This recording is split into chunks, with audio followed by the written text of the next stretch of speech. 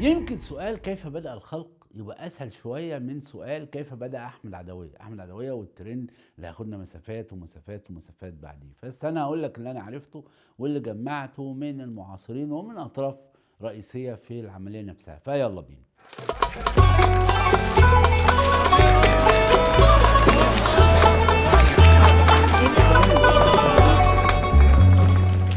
والحكايه بتبدا من عيله منتصر، عيله منتصر بتاعت المقاولات، دول ناس ولاد ناس معاهم فلوس واستثمارات والى اخره. وكان صديق العائله الشاعر الكبير مأمون الشناوي، وكان العيله دي فيها ولد شاب صغير من العيله اسمه عاطف منتصر طبعا، وكان غاوي بقى مزيكا وغاوي عادات الملحنين والمطربين ولذلك هو كان من اقرب الناس في العيله لمأمون صديق العائله. فقال لمأمون ان هو عايز يدخل في عالم الفن. ومأمون قال له يا ابني بص، الحكايه دي مالكش فيها فرصه، مش هيرضوا، مش هيوافقوا، اهلك مش هيوافقوا، لكن ما تيجي نعمل شركه انتاج، اعمل شركه انتاج واقنعهم انه ده استثمار، وانا هقنعهم انه ده استثمار. ساعتها كانت فكره شركات الانتاج دي تقريبا مش وارده. انا قلت لك في الحلقه بتاعت ميال والولاكي انه كان الهيمنه للاذاعه، يعني صحيح في شركات انتاج بس قليله جدا، واللي عاملها اسطوات واساطين عالم الفن، يعني مش اي حد كده يروح يعمل شركه انتاج يعني.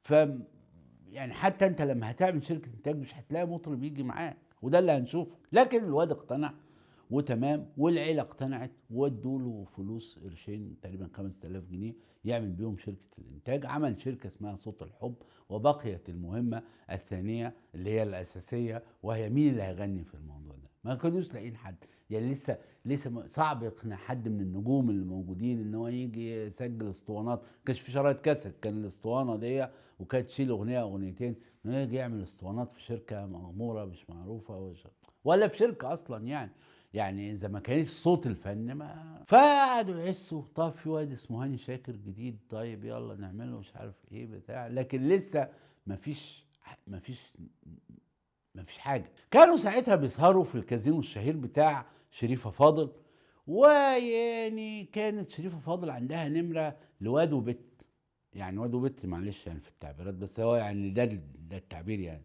الولد والبنت دول كانوا بنت اسمها دلال، والبنت كانت اكثر لمعانا، بنت اسمها دلال، والواد اسمه احمد علي مرسي، ويقال عليه كمان احمد عدويه. معرفش بقى كان بيطلع باسم احمد علي مرسي ولا عدويه في النايت، ولا ساعات كده وساعات كده، بس يعني احمد ودلال دول بيطلعوا يغنوا ايه، بيغنوا مواويل، مواويل السباعي والخماسي اللي هو بتاع انور العسكري وبتاعت عبده الاسكندراني والعصفور ضعيف الجناح والحاجات دي، اللي هو بعدين غناها عدويه كتير في البومات وفي اسطوانات وفي خلافه. ده غير الاغاني المواويل الشعبيه. مأمون قال لعاطف منتصر، قال له ما تاخد الواد والبنت دول تعمل بيهم ايه اسطوانه وبتاع، والحاجات دي ليها جمهورها وليها ناسها، طب ماشي يلا.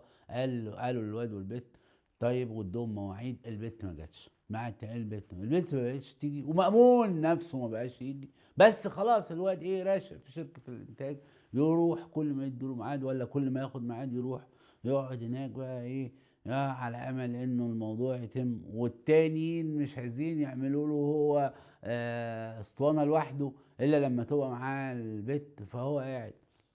واللي يعرف احمد عدويه شخصيا او اتصل بيه، يعني الراجل ده يا جماعه دماغه ما فيهاش غير غنى. دماغه، انت عارف لو نسي كل حاجه، لو نسي اسمه انت بس اديله مطلع اغنيه هتلاقيه قال لك الموال او الاغنيه او الدور او من المقام مظبوط، ما نسيش فيه حرف واحد، يعني شيء طبيعي. علاقته بالغنى في الحقيقه غير طبيعيه، انا يعني اتعاملت معاه، علاقته بيها وعلاقته بالغنى غير طبيعيه، لانه كان طول ما هو قاعد في الشركه ما بيعملوش حاجه، يروح قاعد يقعد يدندن، موال، هو مش عارف ايه، اي حاجه، مش لسه انتج اغاني خاصه بيه، موال بتاع اي حاجه. ففي يوم بعد مره ميعاد اتنين تلاته، داخل عاطف منتصر او رايح من مكتب لمكتب، لا قاعد بيدندن اغنيه بتتعمل في السبوع، معموله اساسا للسبوع. الاغنيه عملها الشيخ محمد طه بتاع الاصل ده.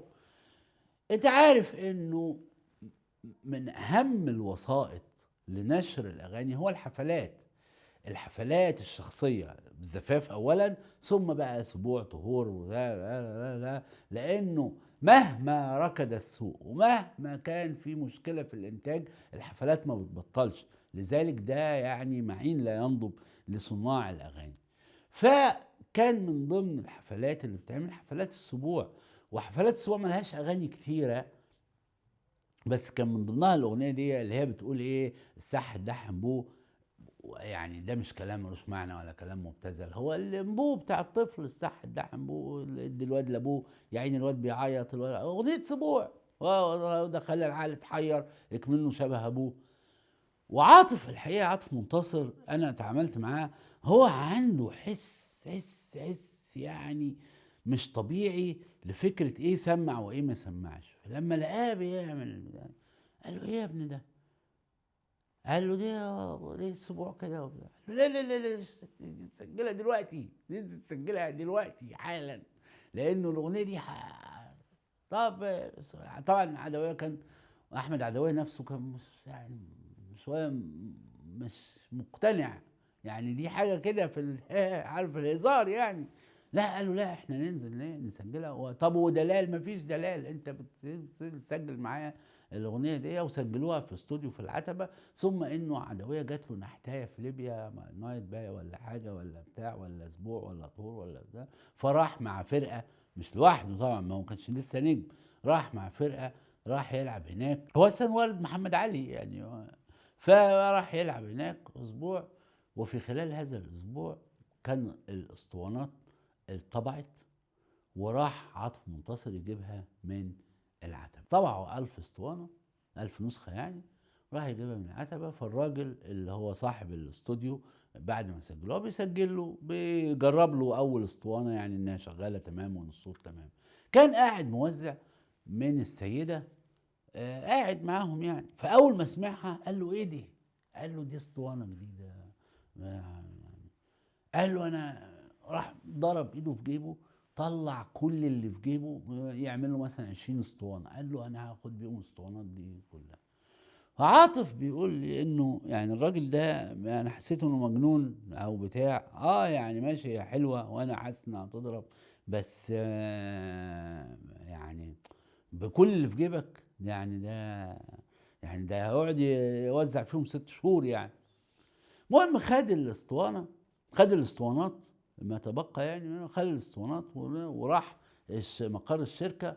وبعدين في كراتين كده ولا في كرتونه ولا بتاع، فهو مش هيشيلها ويطلع بيها. فتحت الشركه في ولد بيبيع اسطوانات، يعني محل بيبيع اسطوانات.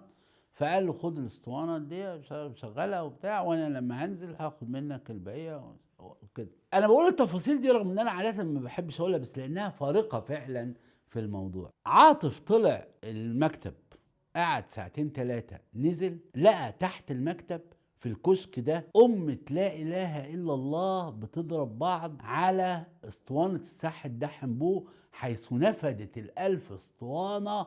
والراجل هيصوت، لانه بمجرد ما شغلها وانتشرت في الشارع، الناس كلها بدأت ايه ده. ويعني كان نار في الهشيم فعلا يعني، كان نار في الهشيم. فبقى خلاص بقى في مواطن اسمه احمد عدويه. احمد عدويه لما رجع من ليبيا، تخيل انت مسافر ليبيا نفر في بدايه كده، راجع لقى نفسه نجم النجوم في البتاع. فراح لعاطف غاضبا وقال له: انت ضحكت عليا واديتني 10 جنيه في الاسطوانه دي. فعاطف قال له: طب انت عايز ايه؟ قال له: انا عايز 15 جنيه، يعني 5 جنيه كمان. قال له: ماشي يا ابني. وابتدى غلبان جدا احمد عدويه. ثم بداوا يفكروا في الاسطوانه الثانيه والاسطوانه الثالثه، وهكذا ظهر احمد عدويه اللي استند في تجربته. يعني هو طلع بالساحه الدحم بو، لكن هي دي مش احمد عدويه، ده مش احمد عدويه اللي لما بقى نجم استند لعدد من الرجال. هعملهم في فيديو تاني عنوانه رجال حول احمد عدويه، مين اللي صنعوا هذه الاسطوره الى جانب احمد عدويه نفسه. والله الموفق والمستعان.